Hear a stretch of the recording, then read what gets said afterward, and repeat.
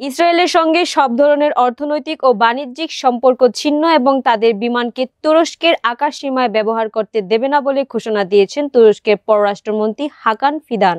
কামরুজ্জামানের তথ্য ও চিত্রে বিস্তারিত জানাচ্ছেন সাফিনা বিনতে নাসির। ইসরায়েলের সঙ্গে সব ধরনের অর্থনৈতিক ও বাণিজ্যিক সম্পর্ক ছিন্ন এবং তাদের বিমানকে তুরস্কের আকাশসীমা ব্যবহার করতে দেবে না বলে ঘোষণা দিয়েছেন তুরস্কের পররাষ্ট্রমন্ত্রী হাকান ফিদান। গাজার চলমান যুদ্ধের প্রতিবাদে এই সিদ্ধান্ত নেওয়া হয়েছে।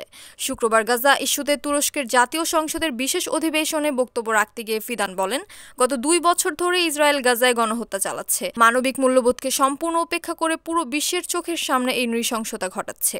তুরস্ক গত বছরের মে মাসে ইসরায়েলের সঙ্গে প্রত্যক্ষ বাণিজ্য বন্ধ করে দেয় এবং গাজায় স্থায়ী যুদ্ধবিরতি ও অবিলম্বে মানবিক সহায়তা প্রবেশের দাবি জানায়। 2023 সালে দুই দেশের মধ্যে $7 বিলিয়ন বাণিজ্য হয়েছিল। গাজা যুদ্ধ নিয়ে আঙ্কারা বরাবরই কঠোর অবস্থান নিয়েছে।